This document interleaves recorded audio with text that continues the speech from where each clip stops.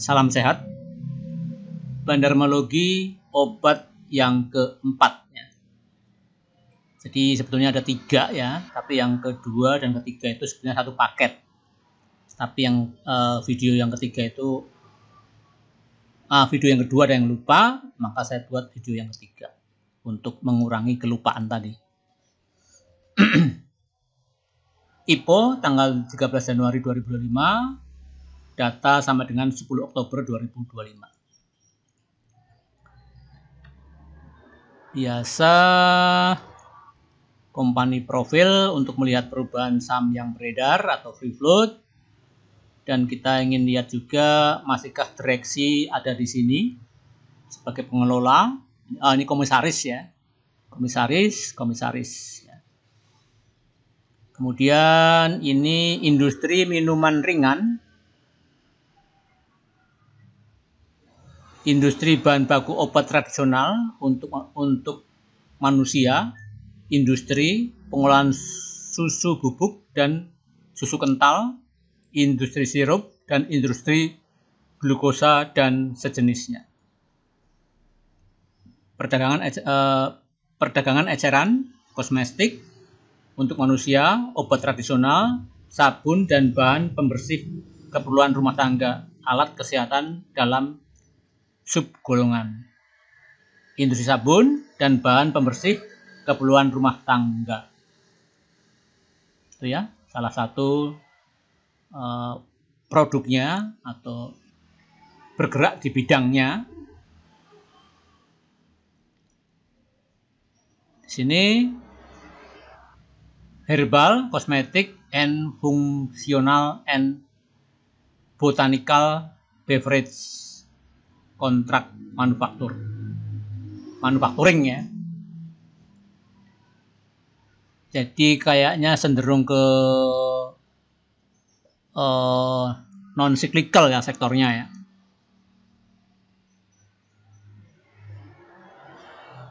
Ya, kita langsung ke ini IPO tanggal 13 Januari 2025 dengan underwriter Oso Sekuritas atau dengan kode AD. Waktu IPO itu saham publiknya 28,3%. Kemudian seiring berjalan waktu ya, di video yang kedua free floatnya dari 28% ke 22,9%, ya. 22,3 ke 22,9%. Jadi ada penurunan saham publik. Kemudian di video yang keempat ini, ya sebetulnya ketiga ya, itu berkurang lagi menjadi 13,2%. Ya. Jadi berkurang 15% dari saat IPO. Jadi saham publiknya jelas berkurang ya, yang beredar. Itu.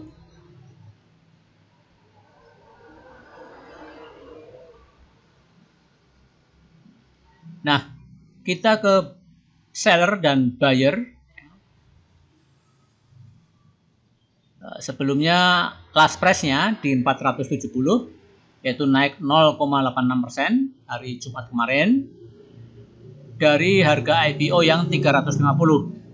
Jadi ada kenaikan 34,29% ya, harga dari semenjak IPO. Saham ini berjalan sudah 0,7 tahun. Ya. Jadi sekitar 2 semester lebih.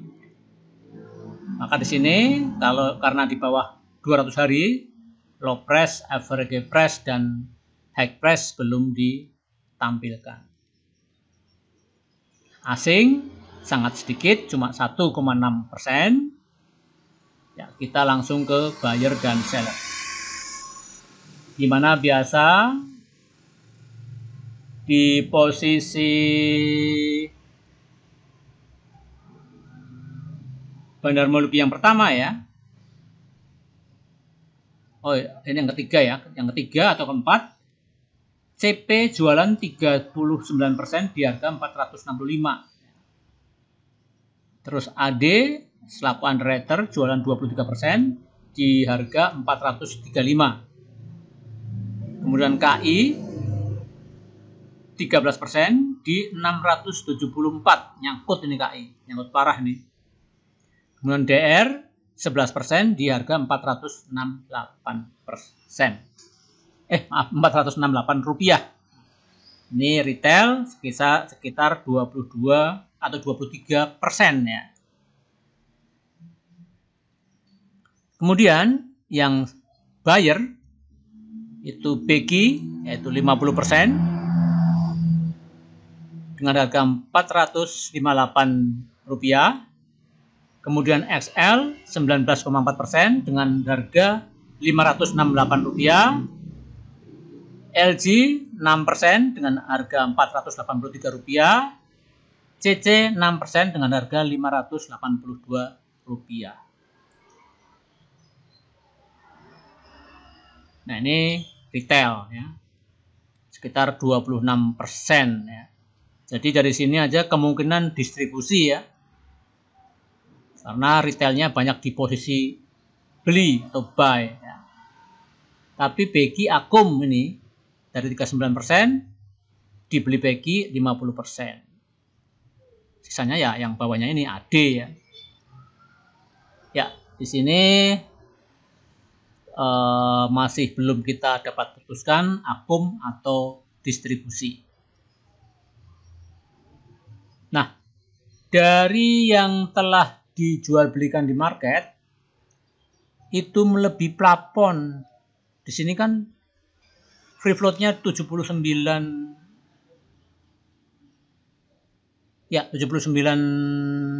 juta lembar lebih.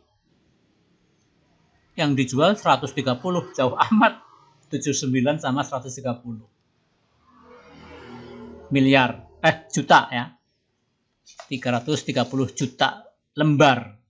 Jadi ada kelebihan 50 juta lembar. Nah, ini mungkin itu dari saham publik yang kedua yaitu sebesar 137 juta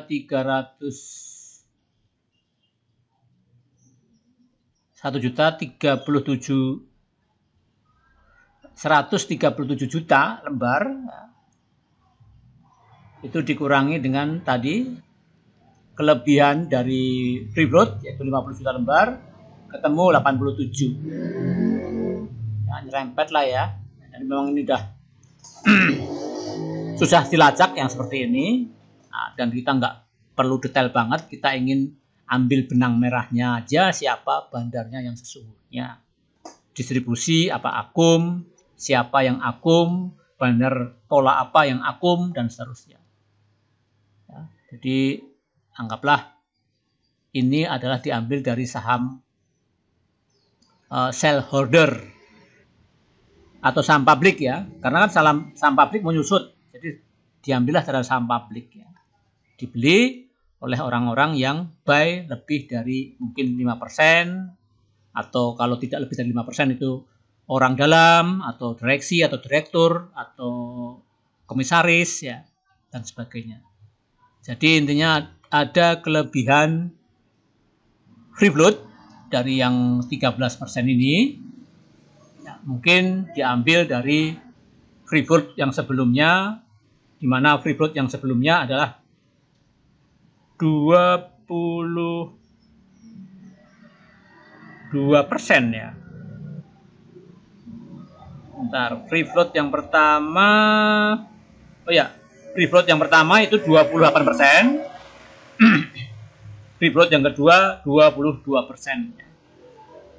Mungkin siapa yang melihat video ini punya ide, oh dari free float yang pertama yang 28% jumlahnya sekian, kurang sekian, nah pas misalnya ya.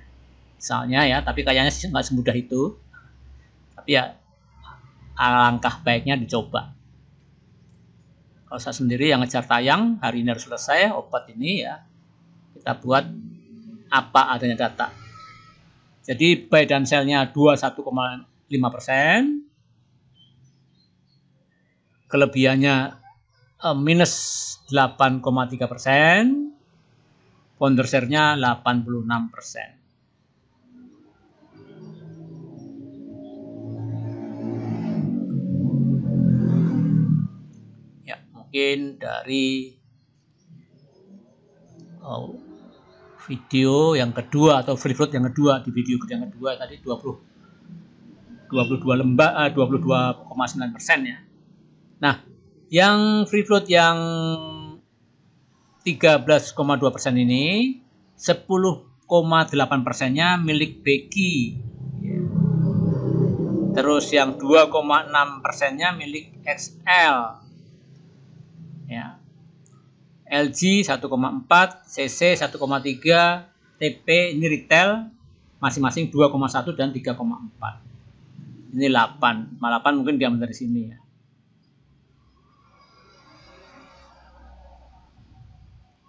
Ya. Jadi intinya ini bandarnya. Nah, tinggal kita lihat pola bandar Becky seperti apa, pola XL seperti apa, LG seperti apa, CC seperti apa. Underwriter juga pengaruh, AD itu perilakunya seperti apa. Nah, saya belum dapat feel-nya, belum bisa, oh AD seperti ini, Becky seperti ini, XL seperti ini, LG jelas swing atau invest. Nah, CC misalnya ini retail misalnya. Ya, kita ke chart bentuk lingkaran jual dan beli ya. Dimana CP jual minus 39%, ditampung Becky 50%. Tapi AD selaku underwriter jualan 2,23% ya, minus. KI ini yang internal invest 13%, DR 11%. Jadi katakanlah ini masih distribusi. Menurut saya ya. Mungkin ada pendapat lain. Nah, dari total keseluruhan saham, ya, porsi saham, 74% adalah underwriter atau shareholder, kemudian buy dan sell 19%, free float-nya minus 9%.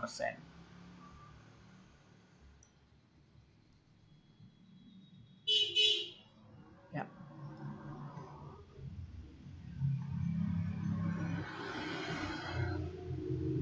Di barang ini ya cukup banjir di pasar ya, karena kelebihan free float yang ini 50 juta ini ya. Tapi ini mengurangi free float yang tadinya 22,9% menjadi 13%. Jadi secara benar ini bagus ya.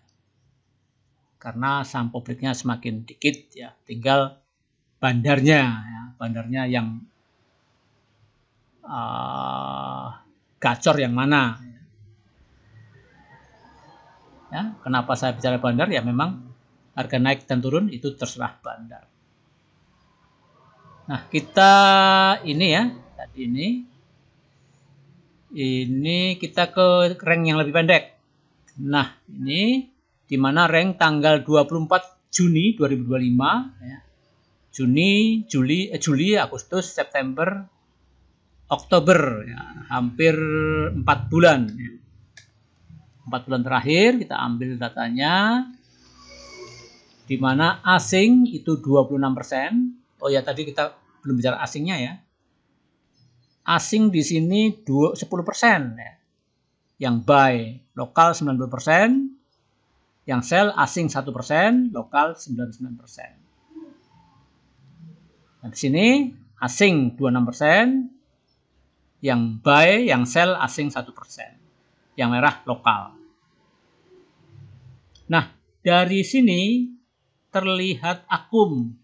Kalau kita lihat dari sesi yang warna orange, karena yang sell 22%, yang buy 11%. Jadi semacam ada retail yang buang barang ditampung bandar seolah-olah ya, karena persentasenya lebih kecil di sini 11%. Siapa lagi yang nampung selain yang orange ini? Bisa si biru, bisa si biru muda, bisa si merah, bisa si hijau lumut, bisa si purple atau warna ungu.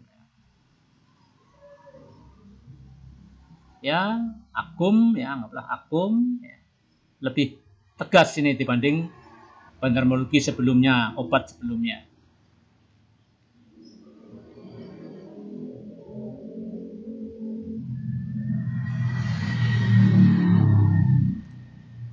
Akum, nah kita lihat ke cat obat. Nah, obat di sini tadi dari low-nya sampai ini ya, di akum, dan harga naik ya, walaupun belum banyak, yaitu sekitar 30 berapa persen ya. Nah, 34% ya, tepatnya 34,29%. Nah, ini ya. Akum, katakanlah C plus atau B mendekati B ya, B min ya, akumulasinya ya. C lah, C plus ya. Karena kenaikannya tidak kentara atau step by step. Nah, kita lihat chartnya.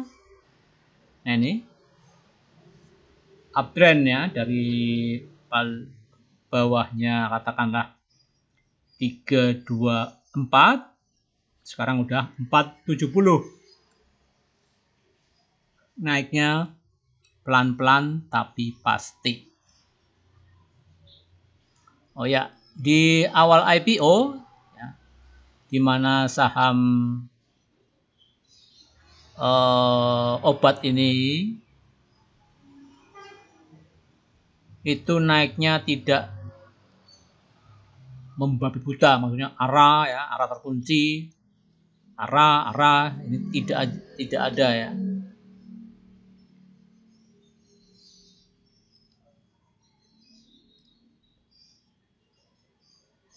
Tidak ada kenaikan yang sifatnya arah.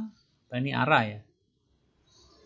Ya, intinya arah pun tidak penuh, dia pernah turun baru tutup arah. Jadi arahnya tidak dikunci. Hari kedua udah merah, hari ketiga hijau naik lumayan tinggi. Terus koreksi sampai sini. Ini udah mulai reversal, dimana bikin new high ya.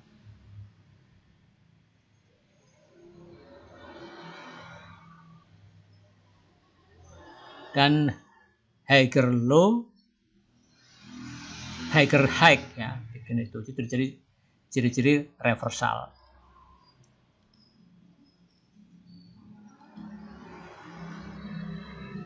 Saya kira cukup ya. Dinaik, chartnya bagus nih. Ya, lupa. Chartnya bagus, ini sideways ya. Duduk manis di MA20, di mana candle itu di atas semua garis MA. Jadi tanda-tanda strong uptrend ya. Ini MA200 belum muncul ya, warna putih. Ini ada MA100 dan MA100, MA60, MA20 dan seterusnya. Jadi mengerucut di suatu titik itu bagus, itu pertanda support kuat untuk saham tersebut. Cukup ya. Kita kembali ke judul. Salam sehat.